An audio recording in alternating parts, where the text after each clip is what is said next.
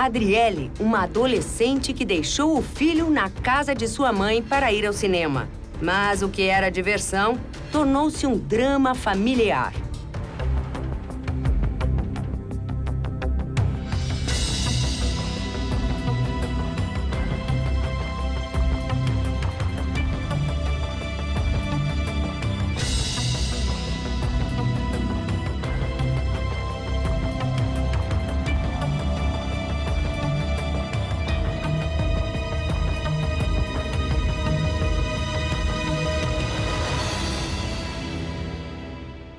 Meu nome é Rosane Aparecida Fidel, eu sou professora, mãe da Adriele Fidel Polidoro.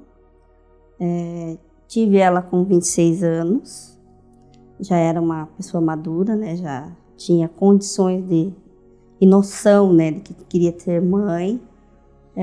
Foi uma filha muito desejada, além das nossas expectativas. Quando nasceu, a gente se apaixonou demais por ela.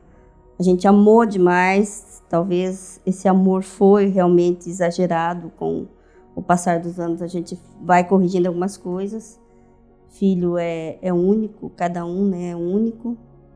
E a Adriele, na infância, ela foi tranquila, era uma criança, estudava. A gente sempre teve muita dificuldade porque ela era bem hiperativa, bastante elétrica, nunca parava, sempre estava em busca de algo, sempre buscando alguma coisa.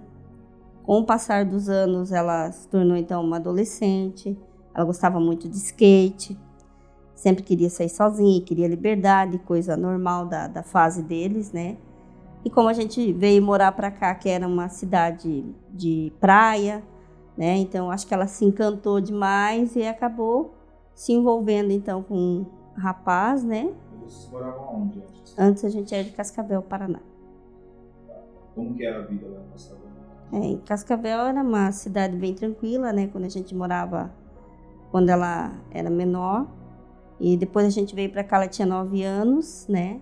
Aos 9 anos ela já estava numa fase onde ela queria descobrir tudo, queria saber as coisas, já não aceitava muito os nossos não, né? Sempre foi assim, bem crescida, uma criança bem tranquila em relação à independência. Ela já era bem independente, né? Até porque a gente sempre trabalhava, então a gente já criava eles com uma independência. E quando ela começou a estudar, né, ela já queria ir na praia, queria ir para a praça, queria a liberdade dela, e foi onde ela começou no skate, conhecer pessoas além, né, das nossas expectativas. Na escola era assim, faltava, gazeava aula, aquela coisa, né, de adolescente já começando a rebeldia. Ela sabe disso, que era um início já eu considero isso uma independência. Talvez não porque não gostasse de estudar, mas sim porque não se adaptasse ao ambiente escolar, né? A gente está lá na escola, sabe que o ambiente escolar não é para todos. E no caso dela, você acha que era por conta dessa independência que a escola poderia não ser para ela? A escola não é muito atrativa, né? A escola não é um ambiente muito atraente para o adolescente. Ela é um ambiente de estudo, então não é todo mundo que tem aquela maturidade para estudar. Não, vou estudar, quero mudar a minha história, a minha vida. Não é todos que pensam assim. Tem aqueles que ele já quer, não, quero me divertir, né? Tem outro pensamento a respeito da vida, outra visão da vida. Como que era a convivência dela com os irmãos? Ela sempre foi tranquila, eles se gostavam muito, eram muito amigos, né? Acho que dentro de uma fração normal, eu acredito assim, foram 2 irmãos que praticamente nunca brigavam quando eram pequenos, eles não tinham muita desavença, eles eram bem acordados, né? Um tinha acordo com o outro, vamos fazer isso, vamos, né? Mas sempre ela dominava, né? Ela sempre foi dominante. E em qual momento que você percebeu, não sei se foi aí aos 9 anos, quando você disse que ela já estava mais independente, mas em qual momento você percebeu que talvez você poderia ter problema? Na verdade, nessa fase eu comecei a perceber que eu ia ter problemas com ela, porque ela tinha 10 anos, daí ela completou os 10 anos e ela queria namorar um rapaz de 18. Aí foi aonde, para mim, o meu alerta já estava ligado há tempos, né? Nesse momento, o meu alerta ficou extremamente ligado, né? Porque se com 10 anos ela queria namorar um rapaz de 18, ela não estava tendo noção dos perigos que ela estava correndo lá fora. Foi aonde a gente, na época, a gente interferiu muito para que não namorasse aquele rapaz. A gente, inclusive, na época, conversou com o pai dele, né? Proibiu extremamente. Fiquei de olho nela no portão da escola até na minha casa, muitas vezes. E aí, a partir daí, a partir dos 10 anos, o que aconteceu? O que foi? Essa rebeldia foi evoluindo? A primeira coisa foi daí cigarro, né? Foi onde eu encontrei um dia, né, resquícios de que ela havia fumado. Cheiro nela, na roupa dela. Isso que, né, eu falei assim, eu sou uma mãe assim que sempre chego, as roupas dos meus filhos que botam na máquina e tudo, mas eu senti o cheiro e falei, não, tu fumou, e ninguém me tirou da cabeça que tinha fumado. Realmente, anos depois, ela falou, não, eu fumei. O que houve na sequência que fez com que essa evolução acontecesse? O skate, né, colaborou bastante, porque daí ela tinha aquela paixão pelo skate já, desde muito pequena ela gostava de skate, ela queria skate de todo jeito, então a gente disfarçava isso dando sempre outro brinquedo. Dava um patinete, dava uma outra coisa, um roller, né? E até que ela começou a trabalhar, então já tinha 14, 15 anos, né?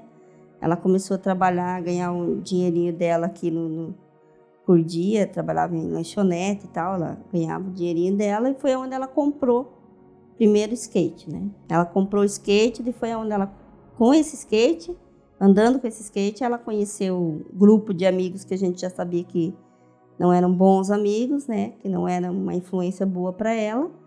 E nesse meio ela conheceu, então, esse namorado dela, que acabou, então, levando ela para as drogas, né? Aí foi uma questão bem preocupante, porque à medida que ela foi crescendo, que ela já tinha idade, ela começou a trabalhar, ela fez 16 anos, ela já estava trabalhando, só que a gente aceitou o namoro, né? Porque na época, meu marido não queria, mas eu falei, deixa.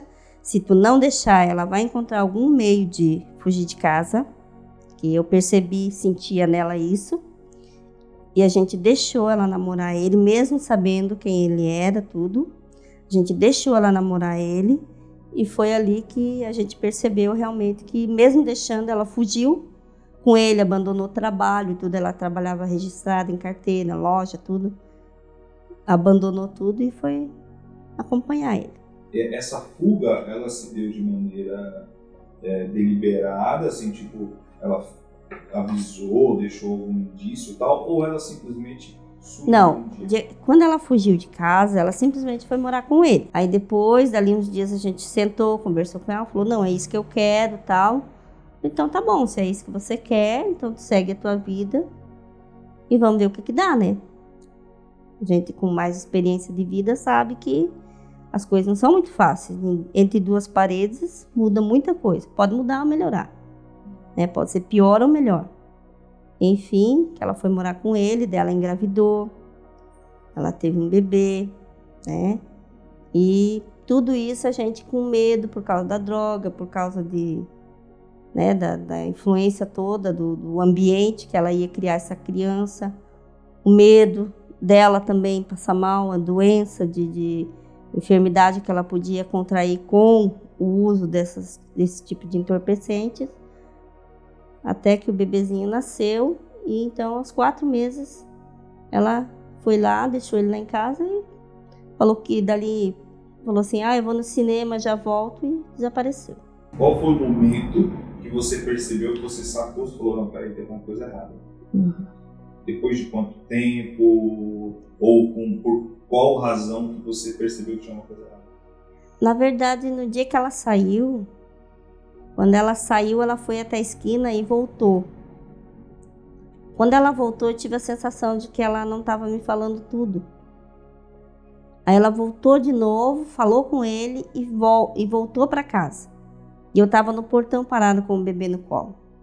Aí eu fui até a esquina, levei o bebê para ele dar um beijo no bebê, né, para ela também. E daí eles deram um tchau e saíram. Para mim, naquele momento, assim, parecia que ela não ia voltar. Para mim, dentro de mim, uma coisa dizia que ela não ia voltar. Eu já naquele dia já fiquei preocupada. Mas aí como, né, nunca tinha acontecido isso dela sair, pousar fora e não voltar para pegar o bebê, né? Até então nunca tinha acontecido, sem avisar, sem falar nada, não. Aí eu fiquei preocupada a partir do 3º, 4º dia. Porque daí ela não voltou e por causa do bebê ela nunca tinha ficado mais de um dia sem ver ele. Nunca. Eu fiquei muito preocupada, né? Já a partir do 4º dia já fomos registrar na delegacia, porque a gente se preocupava muito com a companhia que ela estava. Para onde tinha levado ela e o quê, né? Porque como a gente ouve tanta história, né, de menina, adolescente aí de 15, 16 anos que acontecem as coisas, como ela tinha 17 anos, ainda era muito nova, não tinha muita experiência, a gente naquele momento começou a se preocupar, né? E foi na delegacia, procuramos. Toda pessoa que vinha trazia uma notícia pelo Facebook, meus amigos, as pessoas que me conheciam, mandavam notícia. Aí, por último, alguém viu ela na BR, né? Meu marido foi ao local, realmente, ele viu lá, o pessoal falou, não, é essa menina, ela tá assim com o rapaz e tal. Enquanto ela tava com o rapaz, ainda a gente não ficou tão temeroso, né? Porque como ele já vivia na rua, já conhecia a rua, a gente confiou um pouquinho naquilo que ele não ia fazer mal para ela. Nos primeiros 15 dias, a gente não teve medo de que ele fosse fazer mal para ela. Eu não tive. Meu marido o tempo todo teve, mas eu não tive. Mas a partir do momento que começaram a ver ela sozinha, aí a gente começou a se preocupar muito. Diz que a partir do 7º dia, parece que você falou que já achou que ela já poderia não estar viva mais. Porque quando as pessoas começaram a ver ela sozinha, entendeu? Começaram a falar, ela estava com rapaz, mas não era assim.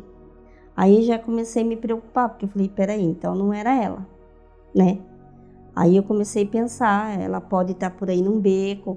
Quando eu saía pela rua, às vezes andando com o bebê, eu até olhava assim no mato, no rio, nos lugares assim, e ficava pensando, meu Deus, onde é que está minha filha, né? O que aconteceu? Será que está morta? Será que, né, vai voltar para casa? Será que eu vou ter que explicar para esse bebê que a mãe dele morreu, que desapareceu, que nunca mais vai aparecer? Houve momentos assim de desespero, né?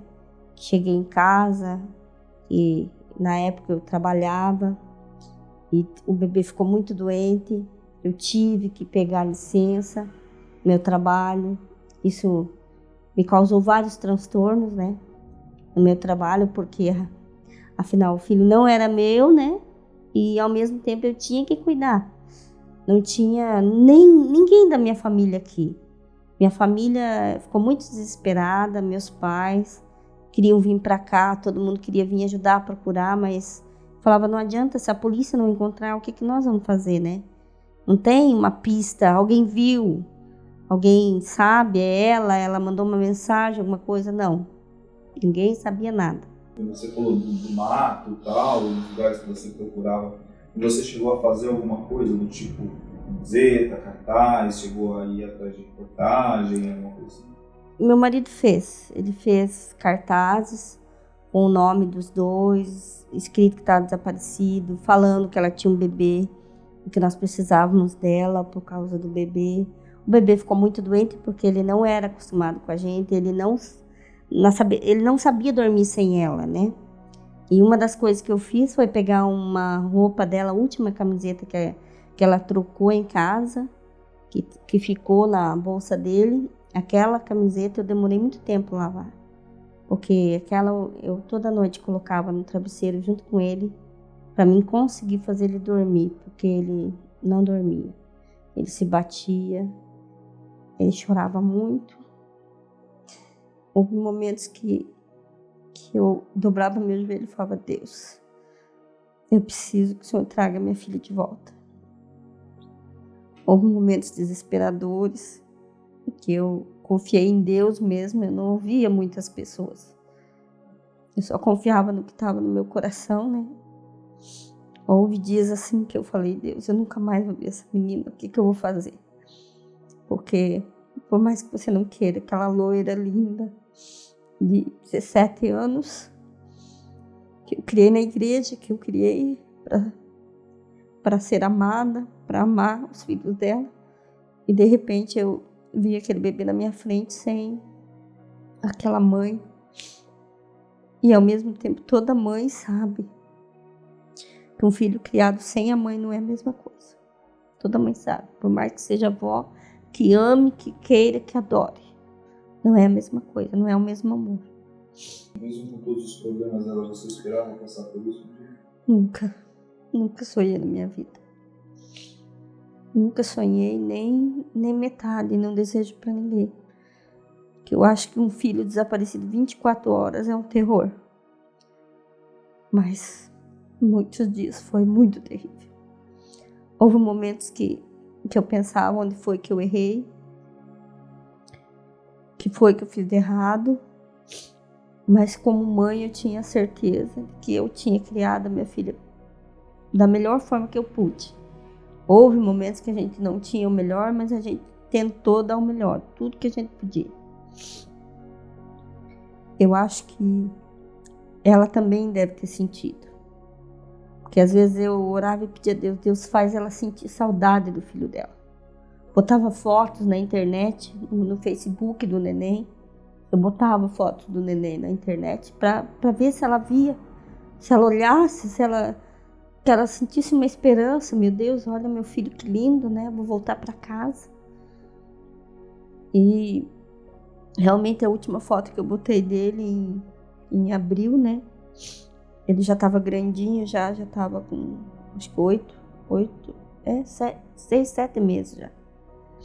Ela viu ele, estava todo lindo, que a gente comprou uma roupa, o padrinho dele deu uma roupa de Páscoa, ele botou uma camisa social nele, uma roupa bem linda. Aí tiramos aquela foto dele de pé no sofá. E naquele momento ali até chorei, eu falei, Deus, faz com que ela veja essa foto e que ela sinta alguma coisa por essa criança, porque eu não sei o que fazer mais. A gente já tinha procurado todos os meios, já tinha mandado foto dela para longe, tudo. Aí apareceu uma pista muito importante, que foi um amigo nosso que mora aqui em Camboriú, da igreja. Ele falou assim pro meu marido, falou, olha, eu posso estar muito enganada. Como ela estava muito diferente, eu não tenho certeza. Mas eu vou voltar lá nesse lugar e vou olhar para ver se é ela. Que eu fui buscar uma pessoa em Florianópolis, no aeroporto, e eu vi uma menina muito parecida com a Adriele, o jeito dela. E esse rapaz, no mesmo dia, ele voltou para Florianópolis levar essa pessoa, né? Que ele trouxe a pessoa para pregar aqui na igreja. Ele levou, e nesse momento que ele levou, ele parou e olhou ela na BR. E ele viu que realmente era ela e que ele estava lá, ela estava lá. O namorado, né? Tava ela, tava ele e tinha mais um rapaz, mais um casal.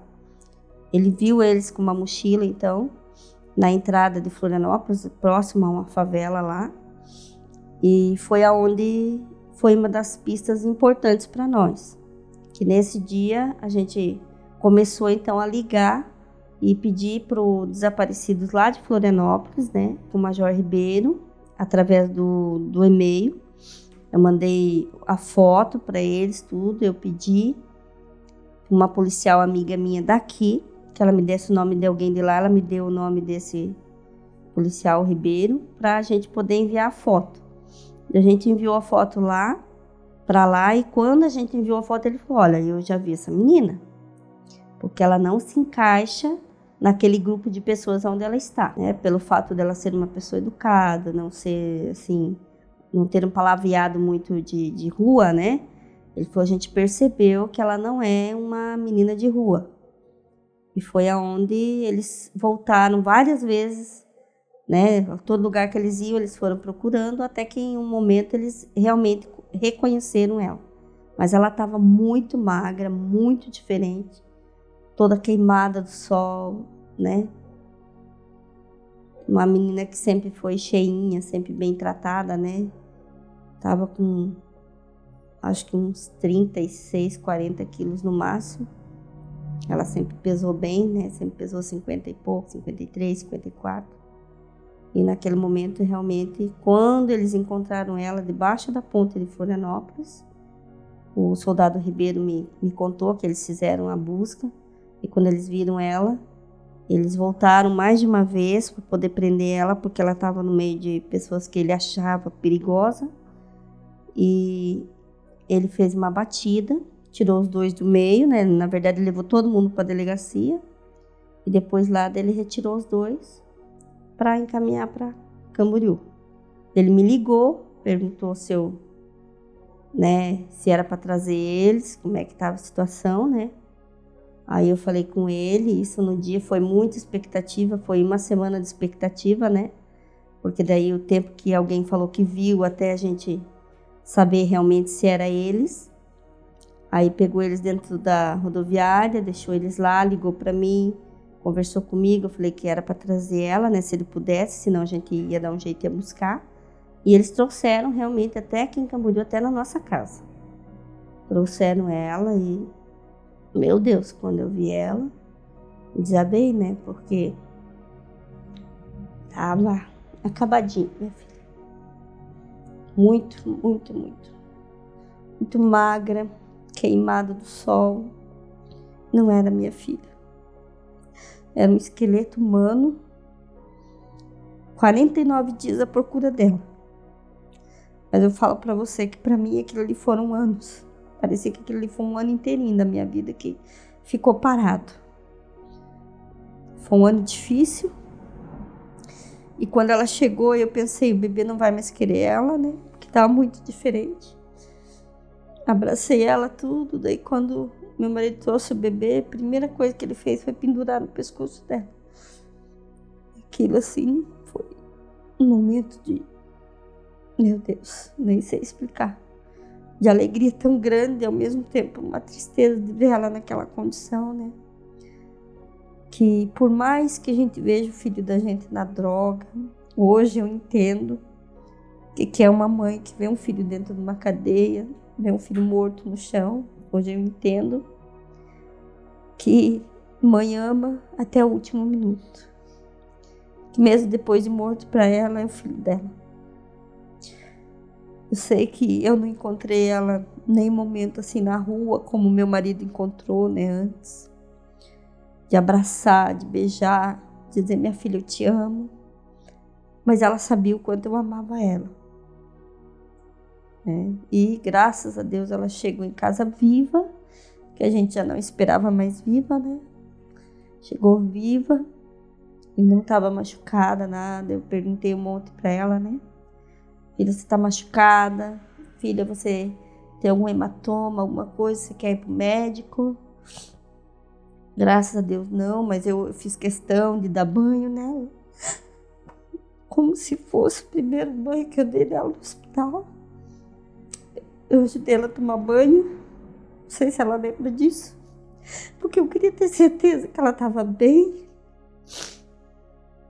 E depois desse banho, assim, que eu vi todas aquelas marcas nas costas dela, de viver dormindo na rua, todos aquele dia ela dormiu na rua. E naquele dia eu olhei para todas aquelas machucaduras nas costas dela, fiquei pensando, meu Deus, por que isso, né? Não esperava isso. Uma filha que eu criei com tanto amor e carinho. Com tanto amor e carinho mesmo. Ver daquele jeito toda acabada. Doente, né? Porque por mais que você não quisesse, os pés dela estavam pura frieira. A saúde dela ia ter que tomar muita vitamina e se tratar e se cuidar e se desintoxicar porque estava acabada. Mas se eles não achassem ela naqueles dias, eu acredito que nunca mais achava. Porque nem eu não ia reconhecer mais a minha filha. Não ia. Ela estava muito acabada. Quando chegou em Florianópolis, só que, claro, a gente, por mais que pode ser que não aparenta que a gente sentia saudade do nosso filho, a gente sentia muita saudade dele. Só que é aquele medo de voltar para casa e ser preso. O medo, eu não sei explicar o medo que eu tinha. A gente queria voltar, mas a gente tinha medo de voltar. Dali em diante, eu conseguia dinheiro, a gente conseguia dinheiro, entrava na internet. A gente via foto do Pietro, que é o meu filho. A gente via foto do Pietro, a gente chorava, a gente se abraçava. A saudade era imensa. A saudade não tinha como explicar. Só que também a gente não sabia o que fazer, a gente não se encontrava assim, meio que sem solução. Aí, ao mesmo tempo, porque a droga é um vício, entra assim na tua mente, te deixa confuso, é muito complicado de explicar e raciocinar direito, é muito difícil. Daí a gente olhava as fotos 2, 3 vezes na semana, 4 vezes. Mas a gente continuava, a gente não saía dali. Dali em dia a gente ficou só ali embaixo daquele viaduto. Até que, por exemplo, um dia antes do SOS encontrar a gente, bateu se não me engano, foi duas viaturas da Polícia Civil. Eles entraram, invadiram ali o viaduto armado. A gente tava eu, meu esposo. Tinha mais, acho que umas 8, 9 pessoas. Aí eles colocaram todo mundo com a mão na cabeça. Tiraram... Eu percebi que eles foram ali por causa da gente, porque imediatamente, nem perguntaram o nome, tiraram eu e ele dali do meio de todos eles. Separaram a gente. Naquele momento eu me sentia um pouco aliviada, porque na minha cabeça assim, eu pensei rápido, que era tudo que a gente precisava era de uma ajuda para voltar para casa, alguém que aconselhasse a voltar para casa, sabe? Alguém que falasse, tão preocupado com você, não vai acontecer nada. Então esse era o nosso medo. Aí daquele momento em diante, eles perguntaram o nome, explicaram que a gente estavam procurando a gente. Dali em diante, eles levaram a gente pro SOS, a central do SOS Desaparecidos, lá no terminal rodoviário de Florianópolis. Lá eles fizeram uma entrevista com a gente explicou tudo. Tinha um psicólogo lá, tinha o policial Ribeiro, Major Marcos. Ali foi uma parte bem difícil, porque eles entraram em contato com os meus pais e perguntaram se a gente queria voltar para casa. Naquele momento que eles fizeram a pergunta, meu esposo falou não, mas ele falou não com medo, no caso de ser preso. Ele ainda tinha medo, né? Que é complicado. Mas daí os policiais, no caso, eles foram muito importantes, porque eles aconselharam a todo tempo. Eles tinham uma foto imprimida do nosso filho. Quando eles mostraram a foto, na hora já mudou a decisão dele. Até porque eu não iria sem ele. Eu não ia voltar sem ele, eu não ia deixar ele sozinho, porque eu sei no que ia acabar. A gente viu muita coisa enquanto a gente estava na rua. Quando ela era já adolescente, quando ela começou ali com os problemas, a gente levou na psicóloga. A gente sempre conversou muito com ela, sempre expliquei, sempre fui muito clara com ela, né? Falava que tudo que a gente faz tem consequências e as consequências nem sempre são boas. Geralmente tu não pode voltar no caminho, tu pode consertar dali para frente, mas voltar a consertar o erro não tem como. E claro, a gente conversou muito, a gente procurou ajuda. Ela entrou na clínica, foi se tratar, né, fazer uma desintoxicação, fazer um tratamento médico, né, tomar vitaminas, se tratar para voltar à saúde que tinha. E, claro, os conselheiros tutelares foram muito importantes. Claro, ela já era adulta, já era de maior quando ela voltou. Ela completou os 18 na rua, né? infelizmente, na rua. E eles deram muitos conselhos para ela. A gente explicou sobre o filho dela, né? Que já estava na guarda e na tutela nossa.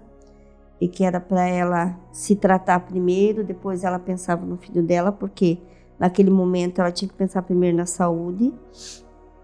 Enfim, que eu acredito que ela tenha entendido que a gente amava ela mais do que ela pensava que amava, né? Porque todo filho acha que o pai e a mãe ama, mas no momento desse eu acho que ele descobre realmente que o pai e a mãe ama, porque para achar a tantos quilômetros daqui, tão longe, né? A foto dela rodou na cidade toda, aqueles panfletos, pessoas ajudando, pessoas que a gente nunca viu, né? Pessoas de fora se compadecendo da situação, né? Mandava imagem, tentava ajudar.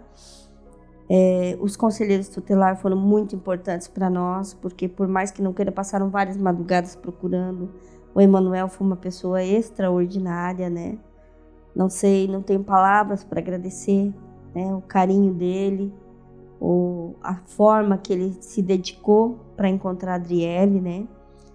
Houve momentos, sim, que houve desespero, porque tinha 4 meninas desaparecidas, de repente alguém ligou, e acharam uma morta, acharam outra morta, né? E o Emanuel também se desesperou, porque ele falou, uma pode ser de vocês, né? Até meu marido foi junto, a gente... Enfim, graças a Deus que ela tá em casa, tá bem, né? Que possa se cuidar, possa daqui para frente ter uma história diferente para contar para os filhos dela, e que isso tudo sirva de experiência na vida dela, né? Que eu acredito assim, jovem, adolescente ou criança, todo erro ele está ensinando. Bem ou mal está ensinando, porque geralmente o filho rebelde é aquele que erra mais, né? A rebeldia que leva a pessoa ao maior número de erros. Agora, se a pessoa quiser consertar, ela pode. E se ela não quiser também, em algum momento, vai cair a ficha, ela vai consertar. E quando eu vi você molestando daquele jeito, tão magrinha, eu senti que você estava tão maltratada. E eu falei assim, meu Deus, ainda bem que ela voltou para mim poder dizer para ela o quanto eu amo, porque mesmo às vezes estando junto, a gente não diz tudo. Mesmo estando todo dia com a mãe, abraçando todo o Dia das Mães, todo o Natal, nós sempre fomos muito unidas, muito amigas, mas parece que eu não disse tudo que eu tinha que dizer, né? Que eu te amo tanto, tanto, tanto, que eu ficava imaginando o que ia ser da minha vida se você voltasse, se você não voltasse. E como que eu ia explicar pro teu filho que eu perdi você? Porque, no fundo, eu me sentia culpada. Não se sente mais culpada hoje, então? Não.